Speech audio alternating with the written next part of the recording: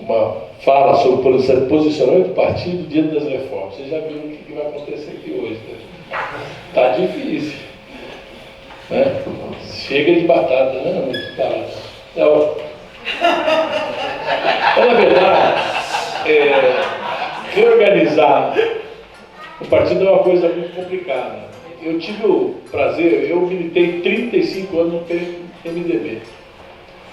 E rompi com o PMDB quando, a partir do golpe, reforma trabalhista, uma série de coisas, e fiquei meio peixe fora d'água, porque quem está sempre organizado, você quer estar organizado.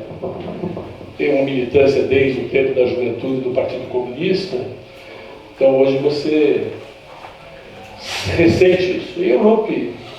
E a minha identidade com Getúlio, a minha identidade trabalhista, me convidou e tive a honra de aceitar. Passou um tempo e me deu uma tarefa aqui em São Paulo. Uma tarefa que posso dizer para você que é hercúlea, não é uma tarefa simples. Organizar a capital. Não sei se os companheiros têm a dimensão, mas nós aqui, cada vez que falamos da dimensão, nos assustamos. São Paulo tem 9.300.000 eleitores.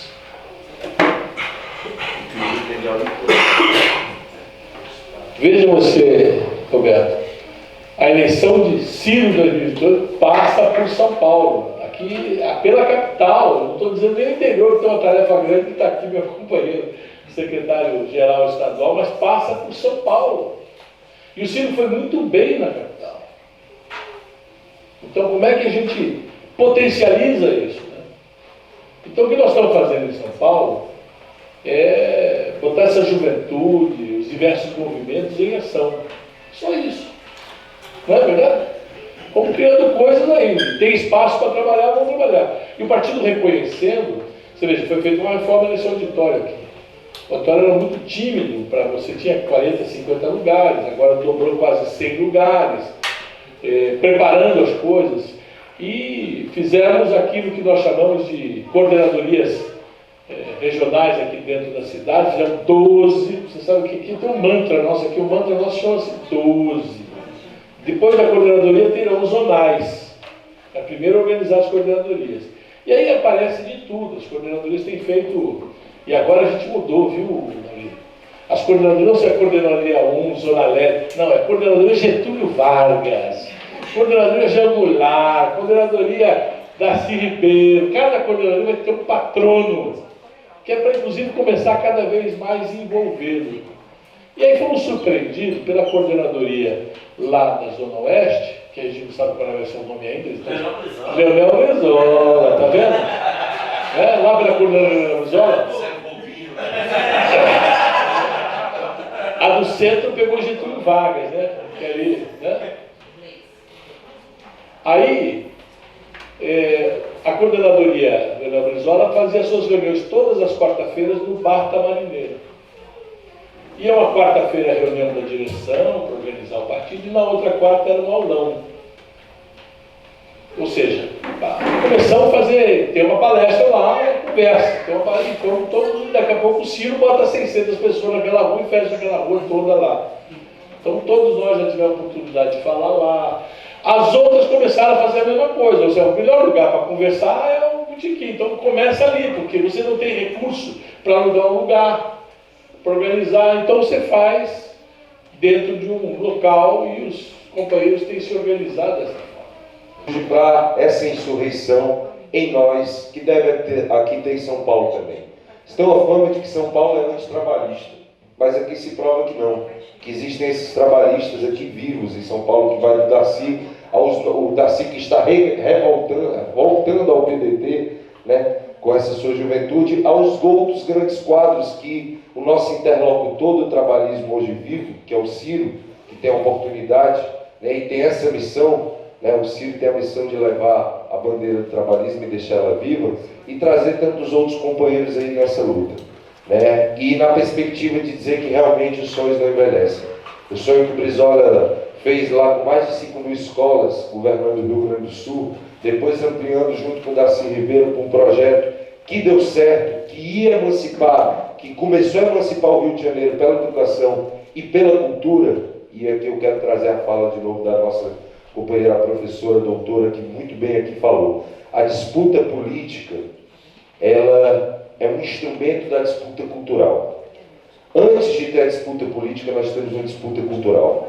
Porque se nós não pensarmos aqui para poder minimamente lembrarmos, a agricultura, a forma de plantar, é um tipo de cultivo cultural.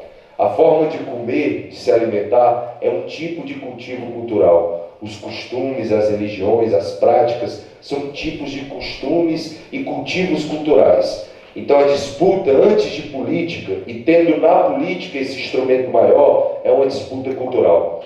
Os Estados Unidos não dominam o mundo apenas pelo armamento bélico, mas sim pela grande disputa cultural que eles fazem. Eles têm, por exemplo, tendo lá com os grandes cinemas, a música e todas as formas de artes, e para além das outras questões culturais embutidas, é uma grande plataforma que eles têm de disputa política. Não se enganem, os cinemas brasileiros, em 90% das suas salas estavam ocupadas com os Vingadores.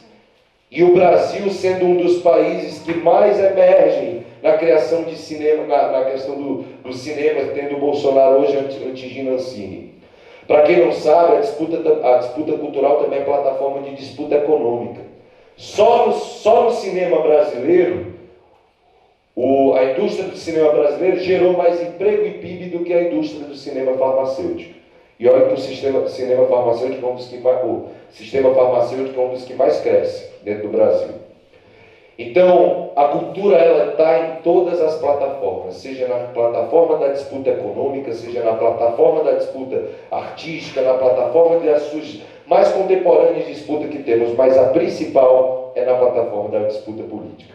E cabe a nós levarmos esse nome e esse legado do trabalhismo de Vargas, de Abdias do Nascimento, para que não esqueçamos do Juruna, o primeiro índio deputado federal. Para que nós não esqueçamos do Colares, o primeiro negro governador. Para que nós não esqueçamos de Dialeda Salgado, uma empregada doméstica que virou médica, que foi presidente, inclusive, do movimento negro. Para que nós não esqueçamos de Darcy Ribeiro, que sonhou reinventar esse país. Que através do povo brasileiro, a grande bíblia da sociologia brasileira, talvez moderna, diz que o Brasil é um povo novo que tem vontade de beleza. E foi essa vontade de beleza do Brizola que construiu, junto com o Niemeyer e o Darcy Ribeiro, o CIEP e o Sambódromo. Para quem não sabe, a maior escola pública em tempo integral que já existiu no mundo. Era o Sambódromo com mais de 5.000 crianças. E porque o Sambódromo era grande, enorme, belo, porque nós brasileiros temos vontade de beleza. E essa vontade de beleza é que vai derrotar esse fascismo. É a vontade de beleza de acreditar em cada um de nós que é possível inundar o Brasil de mentes esclarecidas.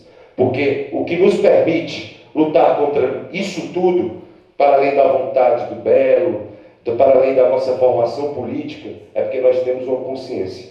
Eu tenho certeza que quando tem uma consciência aqui, que tem certeza que o que está aí imposto é errado, faz com que a gente não consiga dormir tranquilo.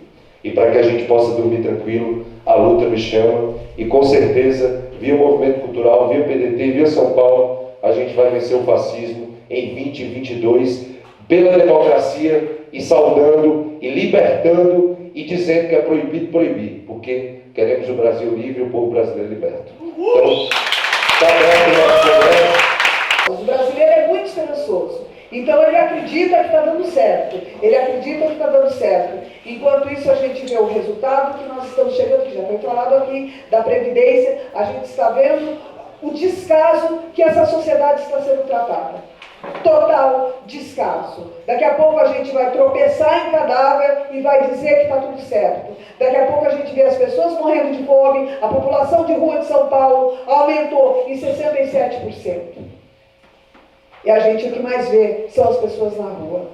Então isso, não existe uma sociedade justa, não existe uma sociedade justa quando aqueles que estão lá em cima chupam o sangue de canudinho daqueles que estão embaixo. A gente sabe que numa hora esse sangue vai secar.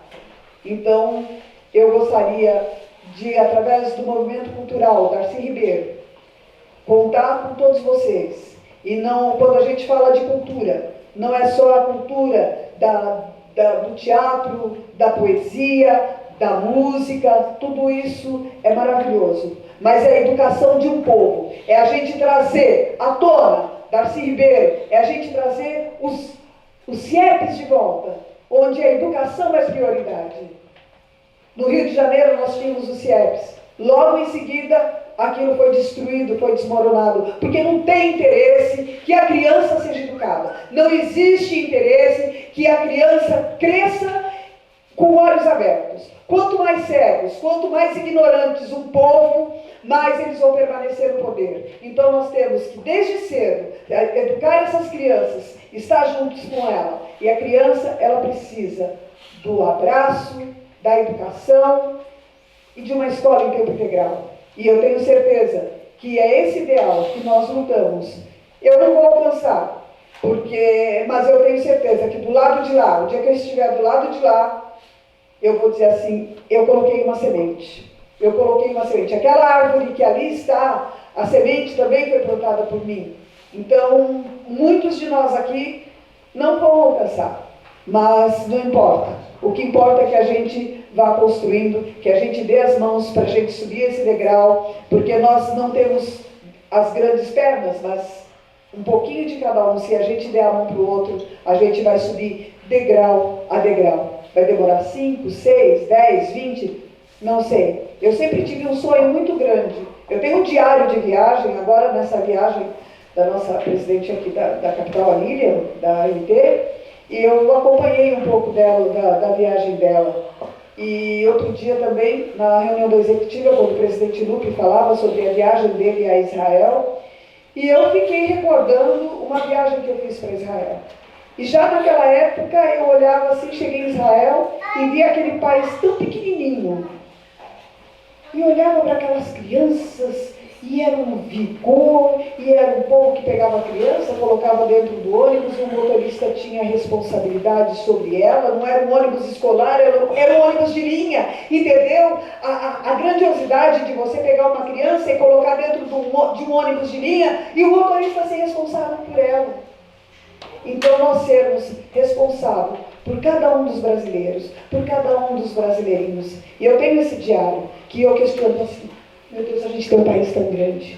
A gente tem um país tão grande, a gente tem tudo. Nós temos tudo. E o que nós vemos no dia de hoje é o entreguismo do nosso país. O nosso país está sendo entregue, está sendo dado, doado a outros interesses. O Brasil é nosso. Se apoderaram da nossa bandeira. Se apoderaram da bandeira do Brasil como se ela não fosse nossa. Essa bandeira é nossa, o verde e amarelo é nosso. Então, o meu pedido é que a gente se fortaleça e que a gente tome posição, porque o momento agora é de enfrentarmos esse país, esse governo nefasto que aí está. E somente através dos movimentos a gente vai conseguir construir um país melhor. E eu conto com todos vocês. Muito obrigada.